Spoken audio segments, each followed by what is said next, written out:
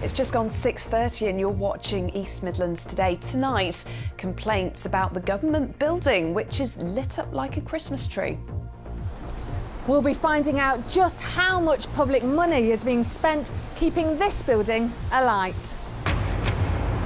Also tonight, building a bypass for eels. How this channel will help them make their epic journey from Bermuda to Nottinghamshire and back again. Plus, the managers of this food bank in Nottingham say that the cost of living crisis is now a cost of living emergency. And we meet Rosie, the border collie, to find out how her brush with the law has a very happy ending. There you go.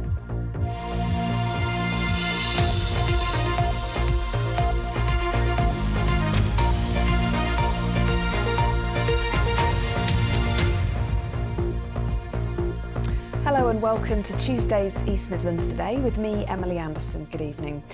First tonight, the 6-month electricity bill that's costing the government more than £500,000 after complaints that the new tax office near Nottingham's railway station was lit up like a Christmas tree overnight. The local MP, Lillian Greenwood, took the Treasury to task over how much energy and money was being spent at a time when the country faces a cost of living crisis. Hannah Meredith reports. This is the building at the centre of the controversy, Unity Square, completed last year, and according to people living nearby, it's been lit up every night since. Now, concerns have been raised about the building that's home to HMRC as well as other government departments to the Nottingham South MP Lillian Greenwood by her constituents. Many of them are really worried about how they're going to pay their bills this winter, and yet they can see a government building clearly wasting electricity with the lights on all night. And I think they're absolutely right to be raising those questions. And everybody thinks that the government should be setting a good example. And right now, Unity Square is doing just the opposite. Now the bill for the 9-storey building has been revealed for the months from April to the end of September. The largest monthly charge being August, which topped £113,000. In total, over the 6 months, more than £500,000 of public money was spent on electricity. On social media, it was called a complete failure of management by Nigel, saying everyone in Nottingham knew the lights were on all through the night. Whilst Paul said this obscenely lavish building is a kick in the teeth for folk living in its shadow in the meadows. And Sarah adding she was so glad this is finally being talked about, and it was a disgusting waste of taxpayers' money. The government's Treasury Minister, Victoria Atkins, said that addressing the issues with the lighting was part of the normal process of delivering a new building, and that motion sensor light settings would be tweaked to ensure they're not on for longer than expected.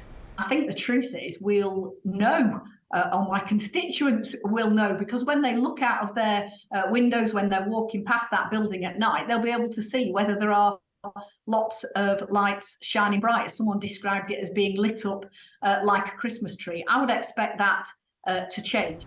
So with it being the start of the season where Christmas trees start to go up across the region, this is one set of lights that locals are hoping will start to be turned off. Hannah Meredith, BBC East Midlands Today, Nottingham.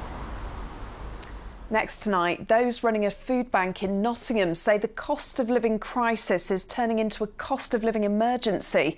Arnold Food Bank serves twice as many people than the national average, but the donations it relies on are starting to drop too, and it's seeing more working people like nurses and carers who are struggling to make ends meet, as Simon Hare reports.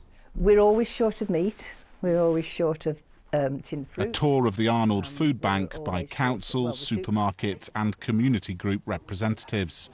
This Trussell Trust service has just had its busiest ever month, providing emergency food to 650 people. But they're gearing up for it to get even busier. It's worrying times for any food bank, no matter where they're located. The cost of living crisis, or as we're now calling it, the cost of living emergency, is affecting every single person in the country. But those on the lowest incomes are being disproportionately squeezed. A survey of the people that use this food bank found that almost 2/3 were registered disabled. and almost 4 out of 5 of them were lone adults or single parents, and more than 3/4 lived in rented accommodation. We're seeing much more people, nurses, care workers, people like that are in work, and the usual refrain is, I usually give and now I'm here and I can't believe I'm here. And they'll come in and you'll look in their face, and as they sit with me you can see them start to crumble. I've gone through more tissues this year, basically, you know, for people coming through that they can't believe they're in this situation and they don't see any hope. And the added problem is that as more people struggle with rising prices, the level and quality of donations has dwindled. We rely on people, the generosity of people donating into us, and our donations are going down, but our referral numbers are going up. So it's how we can kind of meet that need throughout the winter and beyond as the cost of living continues. The Trussell Trust says it wants to get to the point that food banks are no longer needed. But in the short term, it says they're needed more than ever. Simon Hare, BBC East Midlands Today, Nottingham. You're watching East Midlands Today here on the BBC. Next tonight, they're a critical part of river ecosystems and once were very common. Well, today, though, the European eel, seen here, is listed as critically endangered, and experts think part of the region is all the obstacles placed in the way of their epic migratory journeys. So a concerted effort's now underway to build them some bypasses, as our environment correspondent Sally Bowman reports. Today's human visitors to the River Trent near Stoke Bardolph had only travelled a few miles to open their new eel pass. So I've lifted the lid so you can see what's inside it. But the European eels they're trying to help have travelled a lot further. Spawned in the Sargasso Sea in Bermuda, the eggs drift thousands of miles in ocean currents, hatching on the way. They arrive here as glass eels, then swim upstream to mature. But then they meet this. To you and me, this just looks like a weir, but to an eel, it's an impassable barrier, interrupting not just a journey, but a reproductive cycle. What they need is a way around. Which is why charity, the Canal and River Trust, has joined forces with the Environment Agency and commercial partners to build a £60,000 bypass. The eels can find the water which has got lower velocity, and they can work their way through here up on these tiles which are still wet, but the water's not flowing over them fast. I think they're a fascinating species. I mean, it's an early sort of childhood memory for me. It's going fishing and having an eel wrapped around my wrist and being absolutely petrified. But in those days they were really common when I was growing up, and now obviously they're much more endangered. And that's why it's really important that we work with partners to do projects like this and really sort of protect the eel's future. For reasons we don't yet understand, very few eels are now making it to our shores. So helping those that do is crucial, not just for one species, but for hundreds. The eels are classed as a keystone species, really. So they're fundamental to the water ecosystems. They eat invertebrates and fish and things that are perhaps dying on the river and canal beds and things. But they also provide food for herons, otters and other fish-eating species. Next year, the Trust will be looking for volunteers to net the travelling eels here and do a head count. Only then will we know whether the pass is really working. Sally Bowman, BBC East Midlands Today, Nottinghamshire. See what you did there, Sally. Very good, and what a great idea as well. Let's take a look at some of the other stories in the news tonight. A public consultation's underway on plans to create an elected mayor for Nottingham, Nottinghamshire, Derby and Derbyshire. The idea was given the green light by councils last month, and they've agreed to work on a deal to bring new powers and funding to the area. They say devolution would provide the region with a guaranteed £38 million per year over a 30-year period. The consultation will run until January. Over £700,000 worth of investment is on its way to the National Justice Museum in Nottingham over the next 3 years. The Lace Market Centre's receiving the funding from Arts Council England. It'll be used to make exhibitions more accessible and to take artefacts on tour around the county. And an army officer from Derby has started a challenge to become the first woman to cross Antarctica alone and unsupported. Preet Chandy is following on from her trek to the South Pole last year. She's now aiming to travel over 1,000 miles across the continent within 75 days. battling temperatures of -50 and wind speeds of 60 miles per hour. Rather hurt than me. Now, talking of cold temperatures, Christmas must be on the horizon because Nottingham's Winter Wonderland officially opened this afternoon. It's hoped the event in the Old Market Square will bring visitors from around the region to boost the city's economy. But will those that come have money to spend on Christmas treats and shopping? Rachel Royce has been finding out. This year, the organisers have gone big with an aerial ice rink as well as a big wheel, lots of bars and market stalls. But how do the traders themselves think it's going to go this year? Hello, hello, hi. Hi there, you okay? What are you selling here? We've got fudge and sweets, and we've got a big double-decker red bus. It looks like a vintage bus, a London bus. We're here, we're back for the Christmas market. Hopefully after COVID it's all going to go well, and hopefully we're hoping for a busy season this year. This is the first time we've stood on the market square, so obviously we're hoping, fingers crossed, that it's going to be amazing. Looking a bit busy already, so yeah, I think we'll have a good year. Winter Wonderland is privately funded but has the support of business leaders. They hope it will bring all-important pre-Christmas trade to the city, attracting around 1 million more visits, some people coming more than once. Nottingham's a very vibrant city already, but it is vital. It brings a lot of new people into the city, and hopefully they'll have a lovely experience, which means they'll come back at a later date. So it's not just about their initial visit into the city, it's about them coming back again and building those relationships with the city and understanding how much fun it is to be here. But with everyone feeling the pinch this year, will people still be spending money or just looking?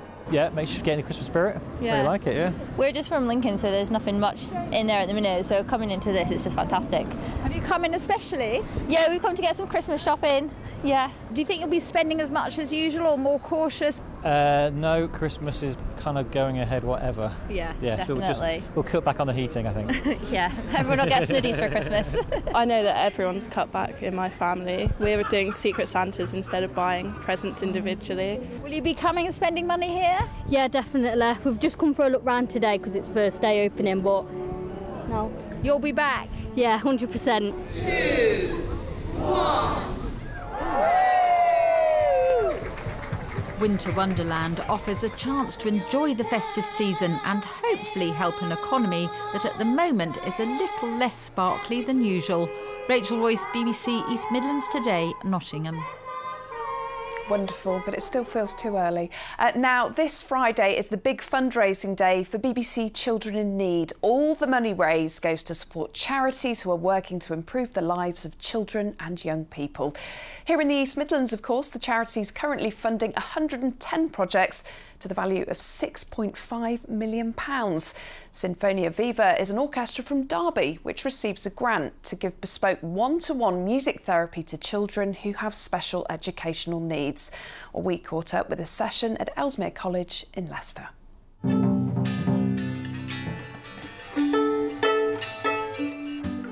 We're very privileged to be working with one child for every session, and those sessions are half an hour long. And we really want the child to lead the interaction that we're doing. So we're encouraging that child literally to play. We're aiming to communicate with sound. Abdul Malik has autism. He's 11 years old boy, healthy, happy boy. He loves singing, he loves music, and since he started this project, he's doing great at home.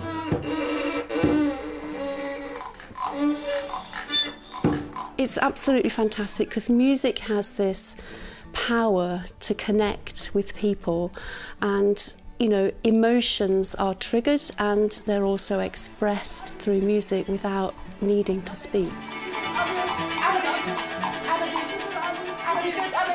We both, the child and us, are finding a way to connect with what's in the room. And when you get a smile, obviously, you know that that's some sort of expression of pleasure.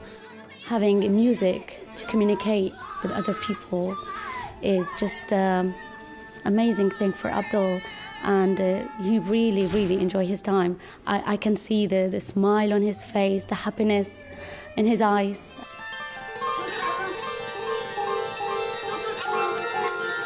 Well, it makes an absolutely huge difference to our young people and our children. It's just wonderful to have the expertise coming into school and delivering, highly specialist provision to our children and young people, and the change that we see in the children, the way they relax into it, the way their communication suddenly improves, and just the reports from families as well about the difference that the children show going home as well. It truly is remarkable.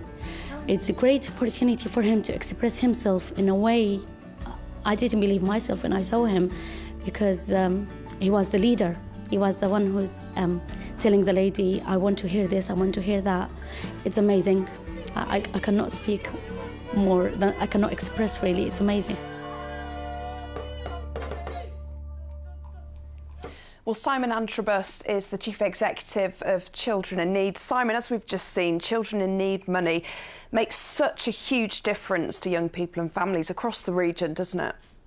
It absolutely does, and now more than ever, it really is needed. So many children and young people out there experiencing real challenges and uncertainty, and a trusted adult, a bit of positive relationship in their lives can make a huge difference and really change things for them. So we're delighted that we're able to provide that support, but of course we can only do it with the kindness and generosity of the great British public.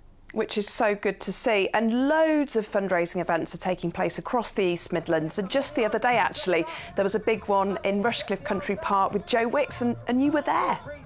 I was, and what a fantastic event it was. It was so good to see. A very simple, straightforward fundraising idea. Get out, walk and talk and fundraise for children in need. What we saw was so many families coming down to support Joe at the park run and also to raise money. And that kindness and generosity makes a huge difference to the lives of children and young people. And another part, I guess, of the cost of living crisis is people that might normally donate this year might think, do you know what, I can't afford to donate as much, or I can't afford to donate at all, which is not great to see, is it? No, it's a really tough time. It's a tough time for the children and young people we support. We can see the cost of living crisis having a real impact on their lives, so much uncertainty affecting their mental health and well-being. So what we're saying is if you can and you feel able to give, then we would really welcome your donation. But if you can't, then we fully understand as well. And what's amazing is that people have stepped up and found it in their hearts to give support to the organisation. We're absolutely delighted with that. It's so good to see so many fundraising events taking place as well this year. Absolutely is. I mean, what always amazes and astounds me is the kindness and generosity of the great British public. They always find an imaginative and creative way to get out there and fundraise for us, and we are so grateful for every penny and support that they can give us. Simon Antrobus, thank you so much, and good luck for the big day on Friday. And we'd like to hear what you're doing for children in need this year. Please send us your details and any pictures to emt@bbc.co.uk. And on tomorrow's programme, we'll be visiting a project called Riding for Smiles, which helps children with special needs enjoy riding through the countryside. Can't wait. Time for the sport now. We've sent Colin out of the main studio, but there is a good reason. Yes, good evening. We've temporarily moved house, if you like, and that's to accommodate a special guest who's here because Notts County are breaking a special record this weekend. But let's look ahead to tonight first of all, because Derby County are in FA Cup first round replay action. They welcome Torquay to Pride Park, and this time they'll be hoping to hang on to any lead they get after being caught late on in the first match. Tonight's game is live on BBC 3 from 7:30 and as ever on BBC Radio Derby 2. Meanwhile, football's World Cup, unbelievably, is incredibly close now. Both an England team featuring Leicester City's James Maddison and a Welsh team with 3 Forest stars plus Leicester's Danny Ward have headed for Qatar today. Both play their opening matches of the tournament on Monday. I cannot quite believe that is with us.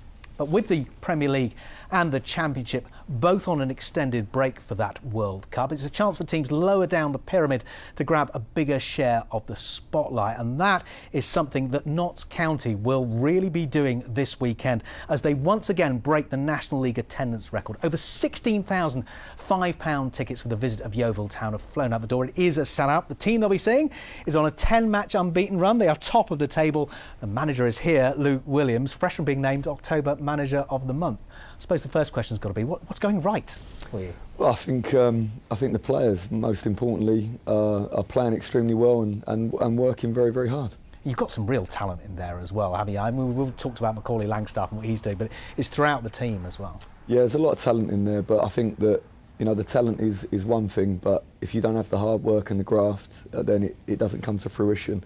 And I think at the moment we're seeing a combination of talent and players working really, really hard. And is that you and your coaching staff? Is that your job? Well, it's a joint effort because, of course, we as a group of staff, we have to try to, plan and organise the correct sessions for the players and try and push them in the right way. But ultimately, it's up to the players to respond to us, and they've done that brilliantly so far.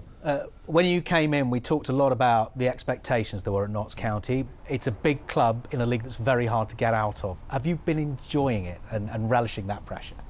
Yeah, I think that it's so crazy, the games come so quickly that you kind of don't have a moment really to look back, but certainly I've enjoyed many of the performances of the players. I think there's been some really exciting games and a lot of goals, and of course those moments are really special, but hopefully there'll be a time to reflect at the end of the season and look back on what has been hopefully a really good campaign. Well, let's hope so. Let's talk about this weekend. That's going to be special, isn't it? 16,000 fans for a non-league football match. Yeah, incredible, and what a setting to have it at the Lane, and we're all so excited to feel the energy of the crowd, and we're really, really grateful for so many people coming out to see us. Because does it just emphasise what you could be as a club?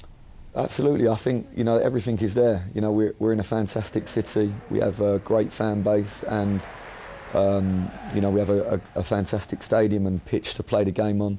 So I think it does show, that there is so much growth here, and the club has already been at a really good level, and we need to return there as soon as possible. One final question I've got to ask you, because I've been asked by fans. Have you got a favourite tipple, a favourite drink? Because a few of them have said they'd really like to buy you a drink this Christmas for everything that's gone right. I think, honestly, the best drink I've ever had is one cold beer after a home win at Meadow Lane. Is nothing better in my office after a victory. So, yeah, I'm quite simple. A nice cold bottle of beer is perfect after a win. OK, well, thank you very much for joining us. I hope you're enjoying your cold beer at the weekend. Luke Williams, Notts County, sold out this weekend. Great stuff, and I'll have a beer too, please, if you're offering, Colin. Now, the saying goes, if you get lost, find a police officer. Well, Rosie, the border collie there from Leicestershire, has done just that. After being spooked whilst out on a walk, the 10-year-old bolted. But finding herself lost, Rosie decided to hand herself into police.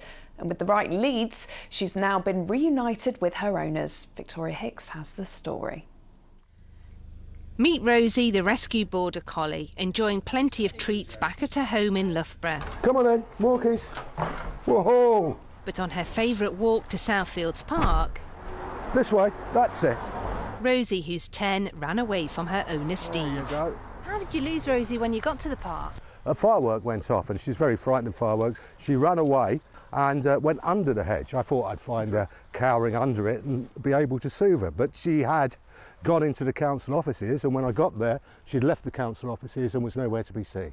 But this clever dog wasn't missing for long because she knew exactly what to do. Rosie managed to find her way here to Loughborough Police Station, where she calmly walked through the doors and up to the front desk. And like every good police case, it was all captured on CCTV. Oh, I was so pleased and so happy she was safe, and so proud of her that she's clever enough to find her way to the police station. Unaware that Rosie was actually safe and sound, owner Steve was still frantically searching for her. What did the police say when they rang? Obviously, I'd got dog tag on with her name and my contact number on, and they said, "Do you have a border collie?" and said that she'd walked up to the door and gone up to the counter and handed herself in. So I was able to calm him down, because he was really quite upset that she'd run off. How relieved were you to hear that she was back safe at home? I was very relieved. It's always a worry when a dog runs off, but she's very clever. She's found a way home before, and this time she went to the police station instead of going home. And what better reward for a clever dog than plenty of ball games on her favourite park? Victoria Hicks, BBC East Midlands Today, Loughborough. And hopefully lots of doggy treats. I'm so glad she got home safely. Time to take a look at the weather forecast now with Kay. How's it looking? A lot better than it was this morning. It was yucky this morning, wasn't it? We had non-stop rain all morning long. No doubting we're in the autumn months now. And we had some really big puddles on the roads for a while as well. And not only that, the skate park in West Bridgford turned into a bit of a water park for a while. Weren't many people out there braving the half pike, that's for sure, earlier on this morning. But it did eventually clear, didn't it? We did see some brightness and some sunshine. It was a really nice sunset for some of us. A much better end to the day, that's for sure. Here it is then. We've seen a weather front that's pushed through. That's what gave us the rain this morning. That is clearing away to the east now. Going to see a couple of showers coming through this evening, but for tomorrow we're kind of in between weather fronts, so we have got a brief window of some decent weather tomorrow, looking a lot drier and brighter, that's for sure. As I say, here we are. We've got a few showers to come through this evening. They will clear away, and then we're dry for much of the night. We're going to see the skies clearing, so we have some clear spells through the night as well, and the winds are easing down too, so it's going to be a bit chillier than it has been recently. We're going to see temperatures dropping to around 4 or 5 degrees. But all in all, tomorrow a much better looking day. It is dry for the daylight hours. We're going to see some decent sunshine as well, so the clouds breaking up every now and then, so we'll get some sunshine. Small chance of a random shower coming through, but most of us will escape those. The winds are going to be lighter, and temperatures around about where they should be for this time of year, so a maximum of around 10, perhaps 11 degrees. But you can see we've got a bit more cloud just sitting there to the south, and that is all linked to another set of weather systems which will be pushing in tomorrow evening. So we're going to see some more heavy rain tomorrow evening and through tomorrow night as well. I think the bulk of it will be clearing away through the morning on Thursday. Still a few blustery showers to come through as we go through the day, and those winds will really be quite gusty as well through the day on Thursday. But there will be some sunshine, particularly across southern parts through Thursday, and those temperatures will be back up to around 9 or 10 degrees. And then after that, it's looking pretty good for the rest of the week. For the end of the week, for Children in Need Day on Friday, we'll see lots of dry and bright weather, but it is cooling down. A frost to take us into the weekend, highs of just 8 degrees by the weekend. Thanks, Kay. Well, that's all from East Midlands Today for now. I'll be back at 10:30 with your late news, but until then, whatever you're doing, have a lovely evening. Bye for now.